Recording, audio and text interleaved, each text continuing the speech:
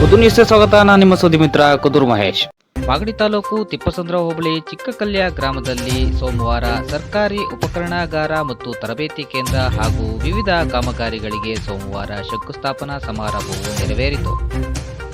ಈ ಕಾರ್ಯಕ್ರಮದ ಶಂಕುಸ್ಥಾಪನಾ ಉದ್ಘಾಟನಾ ಸಮಾರಂಭವನ್ನು ಸನ್ಮಾನ್ಯ ಮುಖ್ಯಮಂತ್ರಿಗಳಾದ ಶ್ರೀ ಬಸವರಾಜ ಎಸ್ ಬೊಮ್ಮಾಯಿರವರು ಉದ್ಘಾಟಿಸಿದರು. ಈ ಕಾರ್ಯಕ್ರಮದ ಮುಖ್ಯ ಅತಿಥಿಗಳಾಗಿ ಸಚಿವರಾದ ಡಾಕ್ಟರ್ ಸಿಎನ್ ಅಶ್ವತ್ಥನಾರಾಯಣ ರವರು, ಮಾಗಡಿ ಜನಪ್ರಿಯ ಶಾಸಕರಾದ ಎ ಮಂಜುನಾಥ್ ರವರು ಸೇರಿದಂತೆ ಹಲವಾರು ಗಣ್ಯರು ಭಾಗವಹಿಸಿದ್ದರು.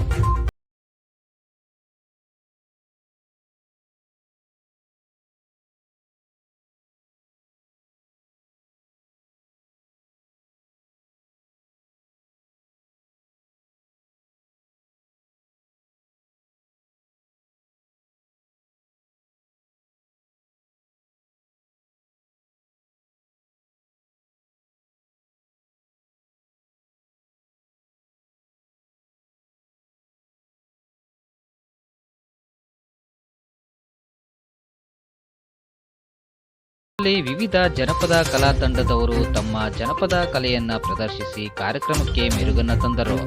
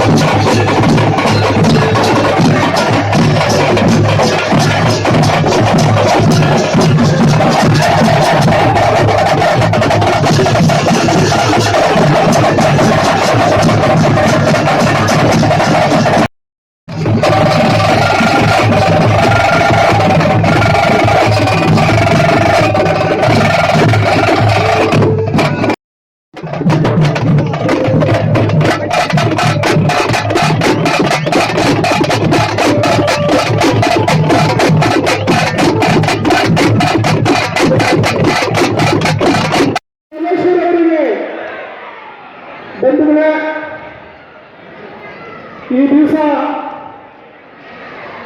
ಈ ನಾಡಿನ ಮುಖ್ಯಮಂತ್ರಿಗಳನ್ನು ಕರೆಸಿ ಈ ಕೆಂಪೇಗೌಡರ ನಾಡಿನಲ್ಲಿ ಒಂದು ಶೈಕ್ಷಣಿಕ ಪರ್ವವನ್ನು ಆರಂಭ ಮಾಡಬೇಕು ಅನ್ನುವಂಥ ಹಿನ್ನೆಲೆಯಲ್ಲಿ ನಾನು ಮತ್ತು ನಮ್ಮ ಜಿಲ್ಲಾ ಮಂತ್ರಿಗಳಾದಂಥ ಸಹೋದರ ಸಮಾನರಾದಂಥ ಅಶ್ವತ್ಥನಾರಾಯಣ ಸಾಹೇಬರು ಒಂದು ಸಂಕಲ್ಪವನ್ನು ಮಾಡಿ ಈ ವೇದಿಕೆ ಇದೇ ಚಿಕ್ಕಲ್ಯ ಗ್ರಾಮದಲ್ಲಿ ಮಾಗಡಿ ತಾಲೂಕಿನಲ್ಲಿ ಗಂಡುಮೆಟ್ಟಿನ ನಾಡಿನಲ್ಲಿ ಪ್ರಾರಂಭ ಆಗಬೇಕು ಅನ್ನುವಂಥ ಹಿನ್ನೆಲೆಯಲ್ಲಿ ಇವತ್ತಿನಿಂದ ಪ್ರಾರಂಭವನ್ನು ಮಾಡಿದ್ದೇವೆ. ಈ ವೇದಿಕೆ ಸುಮ್ಮನೆ ಸೃಷ್ಟಿಯಾಗಿಲ್ಲ. ಈ ವೇದಿಕೆ ಸೃಷ್ಟಿಯಾಗಿರಲು ಈ ತಾಲೂಕಿನ ಮಕ್ಕಳ ಭವಿಷ್ಯಕ್ಕೆ ಒಂದು GTTC ಟ್ರೈನಿಂಗ್ ಇನ್ಸ್ಟಿಟ್ಯೂಷನ್ ಮಾಡಬೇಕು ಅನ್ನುವಂಥ ಮಹದಾಸೆಯಿಂದ ಇವತ್ತು ನಮ್ಮ ಮಂತ್ರಿಗಳು ಈ ಭಾಗದಲ್ಲಿ ಜಾಗವನ್ನು ಕೊಡಬೇಕು ಅಂತ ಕೇಳುವಂಥ ಸಂದರ್ಭದಲ್ಲಿ ನಾನು ಮತ್ತು ತಾಲೂಕು ಆಡಳಿತ ಹೃದಯ ಶ್ರೀಮಂತಿಕೆಯನ್ನು ಮೆರೆದು ಸುಮಾರು 7 ಎಕರೆ ಜಾಗವನ್ನು GTTCಗೆ ಕೊಟ್ಟು ಇವತ್ತು ಇದನ್ನ ಶಂಕುಸ್ಥಾಪನೆ ಮಾಡಲಿಕ್ಕೆ ನಾನು ಮುಖ್ಯಮಂತ್ರಿಗಳನ್ನ ಎಲ್ಲ ಸಂಪುಟದ ಸಹಕಾರಿಗಳನ್ನ ಇಲ್ಲಿ ಆಹ್ವಾನ ಮಾಡಿ ಸ್ವಾಗತವನ್ನ ಮಾಡಿದ್ದೇವೆ. ಇವತ್ತು ತಮ್ಮೆಲ್ಲರ ಆಶೀರ್ವಾದದಿಂದ ನಾನು ಈ ಭಾಗದಲ್ಲಿ ಶಾಸಕನಾದ ಮೇಲೆ 14 ತಿಂಗಳ ಕಾಲ ಮಾನ್ಯ ಕುಮಾರಣ್ಣವರು ಮುಖ್ಯಮಂತ್ರಿ ಆಗಿದ್ದಂಥ ಸಂದರ್ಭದಲ್ಲಿ ಈ ತಾಲೂಕಿಗೆ ಹಲವಾರು ಯೋಜನೆಗಳು, ರಸ್ತೆಗಳು, ಇವತ್ತು ಬೆಂಗಳೂರಿನಿಂದ 4 ಪಥದ ರಸ್ತೆ ಅವತ್ತು HD ರೇವಣ್ಣವರು ಸ್ಯಾಂಕ್ಷನ್ ಮಾಡಿಕೊಟ್ಟು ಮುಂದುವರೆದಂಥ BJP ಸರ್ಕಾರದಲ್ಲಿ ಮಾನ್ಯ ಯಡಿಯೂರಪ್ಪ ಸಾಹೇಬರು ನಾವು ಮುಂದುವರಿಸ್ತೇವೆ, ಅದಕ್ಕೆ ಸಂಪೂರ್ಣವಾದ ಬೆಂಬಲವನ್ನು ಕೊಡ್ತೇವೆ ಅಂತ ಹೇಳಿ ಮಾನ್ಯ ನಮ್ಮ ಡಾಕ್ಟರ್ ಅಶ್ವತ್ಥನಾರಾಯಣ ಅವರ ನೇತೃತ್ವದಲ್ಲಿ ಇವತ್ತು ಆ ರಸ್ತೆ ಇವತ್ತು ನಮ್ಮ ಮಾಗಡಿ ಪಟ್ಟಣಕ್ಕೆ ಕೆಂಪೇಗೌಡರ ನಾಡಿಗೆ ಬಂದು ಮುಟ್ತಾ ಇದೆ. ಇಲ್ಲಿಂದ ಸೋಮವಾರಪೇಟೆಗೆ ಹೋಗ್ತಾ ಇದೆ ಅಂತಂದ್ರೆ ಇವತ್ತು ಸರ್ಕಾರವನ್ನು ನಾನು ತಮ್ಮೆಲ್ಲರ ಪರವಾಗಿ ಅಭಿನಂದಿಸಬೇಕಾಗ್ತದೆ ಬಂಧುಗಳೇ. ಅದೇ ರೀತಿ ಹೇಮಾವತಿ ಯೋಜನೆ ಏನು ಅನುಷ್ಠಾನ ಆಗಿತ್ತು 220 ಕೋಟಿ ಅನುದಾನ ತಂದು ಅದು ಎಲ್ಲ ಕಡೆ ನೆನಗುದಿಗೆ ಬಿಟ್ಟೋಗ್ತದೆ, ಸರ್ಕಾರದ ಸಹಕಾರ ಸಿಗಲ್ಲ ಅಂತೇಳಿ ನಮ್ಮ ವಿರೋಧಿಗಳು ಮಾತನಾಡ್ತಾ ಇದ್ರು. ಅದಕ್ಕೆ ಪೂರ್ಣವಾಗಿ ನಾನು ಮಂತ್ರಿಗಳ ಹತ್ರ ವಿನಂತಿ ಮಾಡುವಂಥ ಸಂದರ್ಭದಲ್ಲಿ ಮಾನ್ಯ ಮಂತ್ರಿಗಳು ಅವತ್ತಿನ ಮುಖ್ಯಮಂತ್ರಿಗಳಾಗಿದ್ದಂಥ ಯಡಿಯೂರಪ್ಪ ಸಾಹೇಬ್ ಹತ್ರ ಕರ್ಕೊಂಡೋಗಿ ಇದು ಆನ್ಲೈನ್ ಪ್ರಾಜೆಕ್ಟ್, ಇದು ನಮಗೆ ನೀರಾವರಿ ಆಗಲೇಬೇಕು, ನಮ್ಮ ಮಾಗಡಿ ತಾಲೂಕು 1,200 ಅಡಿ ಬೋರ್ ಹಾಕಿದ್ರು ನಮಗೆ ನೀರು ಸಿಗ್ತಿಲ್ಲ, ದಯಮಾಡಿ ಯೋಜನೆಯನ್ನು ಅನುಷ್ಠಾನ ಮಾಡಿಕೊಡ್ಬೇಕು ತಾವು ಅಂತ ಹೇಳುವಂತ ಸಂದರ್ಭದಲ್ಲಿ ಅದಕ್ಕೆ 175 ಕೋಟಿ ಅನುದಾನವನ್ನ ಸಹಾಯ ಮಾಡಿದಂತ ಕೊಟ್ಟಿದ್ದಂತ ಕೀರ್ತಿಯನ್ನು ಸರ್ಕಾರಕ್ಕೆ ಅದಕ್ಕೋಸ್ಕರ ಈ ತಾಲೂಕಿನ ಪರವಾಗಿ ಅವರಿಗೆ ಮತ್ತೊಮ್ಮೆ ಅಭಿನಂದನೆಯನ್ನ ಸಲ್ಲಿಸಬೇಕಾಗ್ತದೆ. ಅದಕ್ಕೆ ಬಹಳಷ್ಟು ತೊಂದರೆಗಳಾದವು. ಆದರೆ ಇವತ್ತು ಆ ಎಲ್ಲ ತೊಂದರೆಗಳನ್ನ ನಾನು ಮಂತ್ರಿಗಳು ನಿಂತು ಸರ್ಕಾರದ ಲೆವೆಲ್ನಲ್ಲಿ ಎಲ್ಲವನ್ನೂ ಆ ತೊಡಕುಗಳನ್ನು ನಿವಾರಣೆ ಮಾಡಿ ನಮಗೆ ನೇರ ಖರೀದಿಗೆ ಅವಕಾಶ ಇತ್ತು ಪೈಪ್ ಹಾಕ್ಲಿಕ್ಕೆ. ಇಲ್ಲಿ ಜನ ಎಚ್ಚೆತ್ತಿ ನೇರ ಖರೀದಿಗೆ ನೀವು ಭೂಮಿ ಕೊಡಬೇಡಿ ಅಂತೇಳಿ ಉಳಿ ಇಡುವಂತ ಸಂದರ್ಭದಲ್ಲಿ ಇವತ್ತು ನೋಟಿಫಿಕೇಶನ್ ಅನ್ನು ಮಾಡಿಸಿ ಸುಮಾರು 16 ಹಳ್ಳಿಗಳು ಮತ್ತು ಕುಣಿಗಲ್ ತಾಲೂಕಿನಲ್ಲಿ 16 ಹಳ್ಳಿಗಳು, ಮಾಗಡಿ ತಾಲೂಕಿನಲ್ಲಿ 26 ಹಳ್ಳಿಗಳ ಎಲ್ಲ ಭೂಮಿಯನ್ನು ನೋಟಿಫಿಕೇಶನ್ ಮಾಡಿ ಒಂದು ವಾರದಲ್ಲಿ ಗೆಜೆಟ್ ನೋಟಿಫಿಕೇಶನ್ ಓಡಿಸಿ ಅಲ್ಲಿಗೆ ಪರಿಪಾಲಿಸುವಂತ ಕೆಲಸವನ್ನ ನಾವು ನಮ್ಮ ಶಕ್ತಿ ಮೀರಿ ಈ ತಾಲೂಕಿಗೋಸ್ಕರ ಮಾಡ್ತಾ ಇದ್ದೀವಿ ಅನ್ನೋದನ್ನ ಈ ವೇದಿಕೆಯಲ್ಲಿ ಹೇಳಬೇಕಾಗ್ತದೆ. ಹಲವಾರು ಗುರು ಹಿರಿಯರು ಈ ವೇದಿಕೆಯಲ್ಲಿ ಇದ್ದಾರೆ, ಅವರೆಲ್ಲ ಈ ಕಾರ್ಯಕ್ರಮಕ್ಕೆ ಸಾಕ್ಷಿಯಾಗಿದ್ದಾರೆ. ಇವತ್ತು ಸಾಂಸ್ಕೃತಿಕ ಯೂನಿವರ್ಸಿಟಿ ಈ ಭಾಗದಲ್ಲಿ ಆಗಬೇಕು, ಇಡೀ ಪ್ರಪಂಚ ಈ ಕಡೆ ತಿರುಗಿ ನೋಡಬೇಕು. ಇದಕ್ಕೆ ಇಲ್ಲಿ ಸ್ಥಳೀಯವಾಗಿ ಯಾರೋ 4 ಯುವಕರನ್ನ ಕಟ್ಕೊಂಡು ಎತ್ಕಟ್ಟು ಇದು ವಿರೋಧ ಮಾಡಿಸ್ತಾರೆ ಅಂತ ತಾವೆಲ್ಲ ಗಮನಿಸಿದ್ವಿ. ಆದರೆ ಇಡೀ ವಿಶ್ವ ಇವತ್ತು ತಿರುಸಂದ್ರದಲ್ಲಿ ಆಗ್ತಾ ಇರ್ತಕ್ಕಂಥ ಸಾಂಸ್ಕೃತಿಕ ಯೂನಿವರ್ಸಿಟಿನ ನೋಡ್ತಾರೆ ಅಂತ ಯಾರು ಮರೆಯಂಗಿಲ್ಲ ಬಂಧುಗಳೇ. ಅದಕ್ಕೆ ಇವತ್ತು ಶಿಲಾನ್ಯಾಸವನ್ನ ಭೂಮಿ ಪೂಜೆಯನ್ನ ನಾನು ಮುಖ್ಯಮಂತ್ರಿಗಳ ಅಮೃತಾಸ್ತಿಯಿಂದ ಮಾಡಿಸಿರುವಂತನ್ನ ತಾವೆಲ್ಲ ತಮ್ಮ ಸಾಕ್ಷಿಯಾಗಿ ಇದ್ದೀರಿ. ಇವತ್ತು ಮಾಗಡಿ ಪಟ್ಟಣದಲ್ಲಿ ಒಂದು ಲೈಬ್ರರಿ ಇರಲಿಲ್ಲ. 30 ವರ್ಷಗಳ ಕಾಲ ಒಂದು ಲೈಬ್ರರಿ ಇರ್ತಕ್ಕಂಥ ಒಂದು ಪಟ್ಟಣದಲ್ಲಿ ಕೆಂಪೇಗೌಡ ನಾಟಲ್ಲಿ ಒಂದು ಐಟಕ್ಕೆ ಲೈಬ್ರರಿಯನ್ನು ನಾವು ಮಾಡಲೇಬೇಕು, ಒಂದು ಡಿಜಿಟಲೈಸ್ ಲೈಬ್ರರಿಯನ್ನು ಮಾಡಲೇಬೇಕು ಅಂತ ಹೇಳಿ ಅದನ್ನು ಕಟ್ಟಿಸಿ ಕೇವಲ ಕಟ್ಟಡವನ್ನು ಸರ್ಕಾರ ಅನುದಾನದಲ್ಲಿ ಕಟ್ಟಿಸಿ ಅದಕ್ಕೆ ಬಾಷ್ ಸಂಸ್ಥೆಯಿಂದ ಮತ್ತು ಟೊಯೋಟಾ ಇಂಡಸ್ಟ್ರಿ ಏರಿಯಾದಿಂದ ಅದಕ್ಕೆ ಟೋಟಲಿ ಡಿಜಿಟಲ್ ಒಂದು ಲೈಬ್ರರಿಯನ್ನು ಮಾಡಿರುವುದನ್ನ ಇವತ್ತು ತಾಲೂಕಿನ ಸಮರ್ಪಣೆಯನ್ನ ನನ್ನ ಮುಖ್ಯಮಂತ್ರಿಗಳಿಂದ ಮಂತ್ರಿಗಳಿಂದ ಇವತ್ತು ಮಾಡಿಸ್ತಾ ಇದ್ದೇನೆ. ಆತ್ಮೀಯರೇ, ನಮ್ಮ ಮಾಗಡಿ ತಾಲೂಕು ಮಾಗಡಿ ಕೆಂಪೇಗೌಡರನ್ನೇ ಮಾಗಡಿಗೆ ಹೆಸರು ಪಡೆದಿರುವುದು ಮಾಗಡಿ ಕೆಂಪೇಗೌಡರು. ಮಾಗಡಿ ಹೆಸರು ಇಡೀ ವಿಶ್ವಕ್ಕೆ ಪರಿಚಯ ಇರುವಂಥದ್ದು. ಅಂತ ನಾಡು, ಅಂತ ಭೂಮಿ, ಅಂತ ಪುಣ್ಯ ಭೂಮಿಗೆ ಸೇರಿರೋರು ನಾವು.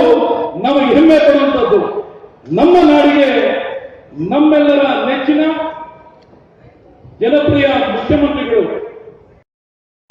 ಮಾಗಡಿಯಲ್ಲಿ ಇವತ್ತೇ ಮರುವಿನಲ್ಲಿ 3,000 ಸನ್ಮಾನ್ಯ ಮುಖ್ಯಮಂತ್ರಿಗಳಿಗೆ ನಮ್ಮ ಸಂಜೀವಿನಿ ಸೋದರಿಯರು ರಾಜ್ಯನ ಕಟ್ಟಬೇಕು ಅಂತ ನಾನು ಎಲ್ಲ ನಮ್ಮ ಸಂಜೀವಿನಿ ಸೋದರಿಯರ ಪರವಾಗಿ ಜೀವನೋಪಾಯ ಎಲ್ಲರ ಪರವಾಗಿ ಕೇಳ್ಕೊತೀನಿ. ಆತ್ಮೀಯ ನಾಗರಿಕ ಬಂಧುಗಳೇ, ಮರೂರಿನಲ್ಲಿ ಕನಿಷ್ಠ 2,000ರಿಂದ 3,000 ಎಕರೆ ನಮ್ಮ ಮಂಜೂರು ಶಾಸಕರು ಒತ್ತಾಯ ಮಾಡ್ತಿದ್ದಾರೆ.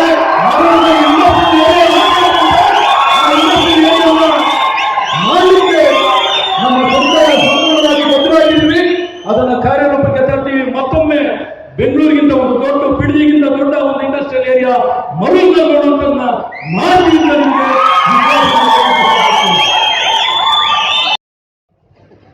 ತಾವು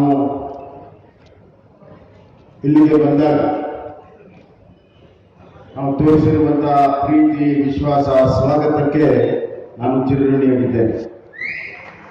ಬಹಳ ಸಂತೋಷ ಆಗಿದೆ. ಇವತ್ತು ರಾಮನಗರದಲ್ಲಿ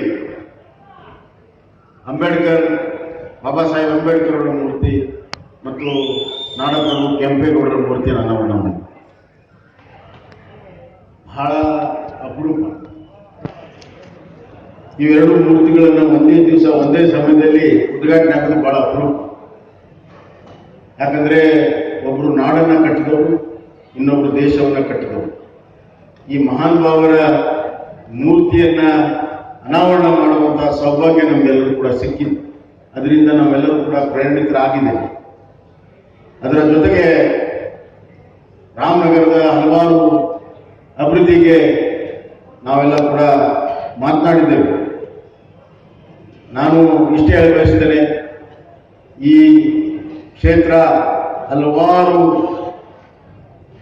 ಪ್ರತಿಷ್ಠಿತರ ಕ್ಷೇತ್ರವಾಗಿದೆ. ಕೆಂಗಲ್ ಹನುಮಂತರಿಂದ ಹಿಡಿದು, ದೇವೇಗೌಡರಿಂದ ಹಿಡಿದು, ಕುಮಾರಸ್ವಾಮಿಯವರಿಂದ ಹಿಡಿದು, ಡಿ ಕೆ ಶಿವಕುಮಾರ್ ಅವರಿಂದ ಹಿಡಿದು, ಈಗಿರುವಂತಹ ಸಂಸತ್ ಸದಸ್ಯರು, ವಿಧಾನಸಭೆ, ವಿಧಾನ ಪರಿಷತ್ತಿನ ಎಲ್ಲ ಸದಸ್ಯರು ಪ್ರತಿಷ್ಠಿತ ಎಲ್ಲ ತಾವೆಲ್ಲ ಇದ್ದೀರಿ. ಇದು ಬಹಳ ವಿಶಿಷ್ಟಪೂರ್ಣವಾಗಿರುವಂತಹ ಒಂದು ಜಿಲ್ಲೆ. ಈ ಜಿಲ್ಲೆಯಲ್ಲಿ ಇನ್ನ ಹಲವಾರು ಅಭಿವೃದ್ಧಿ ಕೆಲಸ ಆಗಬೇಕನ್ನುವಂಥ ಜನ ಉದ್ದೇಶ ಇದೆ. ಇಲ್ಲಿ ಬಂದ ಮೇಲೆ ಈ ಜನ ಉದ್ದೇಶ ನಾನೇನಂತ ತಿಳ್ಕೊಂಡಿದ್ದೇನೆ ಅಂದ್ರೆ, ಈ ಜನ ಉದ್ದೇಶ ಜನ ಆದೇಶ ಅಂತ ನಾನು ತಿಳ್ಕೊಂಡಿದ್ದೆ. ಪ್ರತಿಯೊಂದು ಜಿಲ್ಲೆಗೆ ತಂದೆ ಆದ ರೀತಿಯಲ್ಲಿ ಆರ್ಥಿಕವಾಗಿ, ಸಾಮಾಜಿಕವಾಗಿ, ಸಾಂಸ್ಕೃತಿಕವಾಗಿ, ಶೈಕ್ಷಣಿಕವಾಗಿ ಅಭಿವೃದ್ಧಿ ಆಗಕ್ಕೆ ಸಾಧ್ಯ ಇದೆ. ಬೆಂಗಳೂರಿಗೆ ಹತ್ತಿರ ಇರುವಂತಹ ಈ ಪ್ರದೇಶಕ್ಕೆ ತಂದೆ ಆದಂತಹ ಒಂದು ಅನುಕೂಲವೂ ಇದೆ, ಅನಾನುಕೂಲ ಕೂಡ ಇದೆ. ಅನುಕೂಲಗಳು ಏನೆಲ್ಲ ಮಾಡ್ಬೋದು? ಉದಾಹರಣೆಗೆ ಇವತ್ತು ಇಂಡಸ್ಟ್ರಿಯಲೈಸೇಷನ್ ಈ ಭಾಗದಲ್ಲಿ ನಾವು ನನ್ನ ಹಾದಿಯಲ್ಲಿ ಜನ ನಿಲ್ಲಿಸಿ ಈ ಭಾಗದಲ್ಲಿ ಇಂಡಸ್ಟ್ರಿಯಲೈಸೇಷನ್ ಮಾಡಬೇಕು ಅಂತ ನಾವೆಲ್ಲ ಒತ್ತಾಯನ ಮಾಡಿದ್ವಿ. ಇಲ್ಲಿಯ ಶಾಸಕರು ಅಶ್ವತ್ಥನಾರಾಯಣ ಕೂಡ ಒತ್ತಾಯನ ಮಾಡಿದ್ದಾರೆ. ಈಗಾಗಲೇ ನಮ್ಮ ಇಂಡಸ್ಟ್ರಿ ಡಿಪಾರ್ಟ್ಮೆಂಟಿನ ಗಮನದಲ್ಲೂ ಕೂಡ ಇದೆ. ಆದಷ್ಟು ಬೇಗನೆ ಅದರ ಬಗ್ಗೆ ಒಂದು ನಿರ್ಣಯವನ್ನು ಮಾಡ್ತೀವಿ. ಈ ಭಾಗದಲ್ಲೂ ಕೂಡ ನಮಗೆ ಇಂಡಸ್ಟ್ರಿ ಬರಬೇಕು, ಕ್ಲಸ್ಟರ್ಗಳು ಬರಬೇಕು, ಉದ್ಯೋಗಗಳು ಬರಬೇಕು. ನಮಗೆ ಒಂದು ಕಾಲ ಇತ್ತು, ಹೆಚ್ಚು ಬಂಡವಾಳ ಹೂಡಿದವರಿಗೆ ನಾವು ಆಕರ್ಷಣೆಯನ್ನು ಮಾಡ್ತಾ ಇದ್ವಿ. ಆದರೆ ನನ್ನ ಸರ್ಕಾರ ಬಂದ ಮೇಲೆ ಬಂಡವಾಳ ಇದ್ದವ್ರಿಗೆ ಅವರು ಎಷ್ಟು ಬಂಡವಾಳ ಹಾಕಬೇಕನ್ನುವಂಥದ್ದು ಅವರ ಪ್ರಾಜೆಕ್ಟ್ ಮೇಲೆ ಡಿಪೆಂಡ್ ಇದೆ. ಆದರೆ ನಮ್ಮ ರಾಜ್ಯಕ್ಕೆ, ನಮ್ಮ ರಾಜ್ಯದ ಜನತೆಗೆ ನೆಲವನ್ನು ಕೊಟ್ಟಿದ್ದೇವೆ, ಜಲವನ್ನು ಕೊಟ್ಟಿದ್ದೇವೆ, ವಿದ್ಯುತ್ ಶಕ್ತಿಯನ್ನು ಕೊಡ್ತೇವೆ. ನಮ್ಮ ಜನಕ್ಕೆ ಏನು ಲಾಭ ಅನ್ನುವಂಥ ಪ್ರಶ್ನೆ ಉದ್ಭವಿಸಿದಾಗ ನನ್ನ ಒಂದು ಕೈಗಾರಿಕೆಯ ನೀತಿಯಲ್ಲಿ ಸ್ವಲ್ಪ ಬದಲಾವಣೆಯನ್ನು ಮಾಡಿ, ಬಂಡವಾಳ ಇರೋರಿಗೆ ಏನು ಇನ್ಸೆಂಟಿವ್ ಇದೆ ಅದು ಇರ್ತದೆ. ಆದರೆ ಯಾರು ಅತಿ ಹೆಚ್ಚು ಉದ್ಯೋಗಗಳನ್ನು ಕೊಡ್ತಾರೆ, ನಮ್ಮ ಯುವಕರ ಕೈಗೆ ಕೆಲಸವನ್ನು ಕೊಡ್ತಾರೆ, ಅವರಿಗೆ ಹೆಚ್ಚಿನ ಉತ್ತೇಜನವನ್ನು ಕೊಡುವಂಥ ಕೆಲಸ. 1,000 ಉದ್ಯೋಗ ಕೊಟ್ಟರೆ ಅವರಿಗೆ ಇಷ್ಟು ಇನ್ಸೆಂಟಿವ್, 2,000 ಕೊಟ್ಟರೆ ಇಷ್ಟು ಇನ್ಸೆಂಟಿವ್ ಅಂತ ಹೇಳಿ ನಮ್ಮ ಯುವಕರ ಕೈಗೆ ಕೆಲಸ ಸಿಕ್ಕರೆ ಇಡೀ ಆ ಒಂದು ಪ್ರದೇಶದ ಅಭಿವೃದ್ಧಿ ಆಗ್ತದೆ, ಅದರ ಆರ್ಥಿಕ ಅಭಿವೃದ್ಧಿ ಆಗ್ತದೆ, 100 ಇತರ ಉದ್ಯೋಗಗಳು ಬರ್ತವೆ. ಅಷ್ಟೇ ಅಲ್ಲ, ನಮ್ಮ ರಾಜ್ಯದ GDP ಕೂಡ ಹೆಚ್ಚಾಗ್ತದೆ. ನಮ್ಮ ರಾಜ್ಯದ GDP ಜೊತೆಗೆ ತಲಾವಾರು ಆದಾಯವು ಕೂಡ ಹೆಚ್ಚಾಗ್ತದೆ. ಈ ನೀತಿ ನಾವು ಉದ್ಯಮ ಜೊತೆಗೆ ಉದ್ಯೋಗ ಸೃಷ್ಟಿಯ ಒಂದು ಹೊಸ ಉದ್ಯೋಗ ನೀತಿಯನ್ನ ನಮ್ಮ ಸರ್ಕಾರ ತರಲಿದೆ ಅನ್ನುವಂಥ ಮಾತನ್ನ ಈ ಸಂದರ್ಭದಲ್ಲಿ ನಾನು ಹೇಳಕ್ಕೆ ಇಚ್ಛೆಪಡ್ತೇನೆ.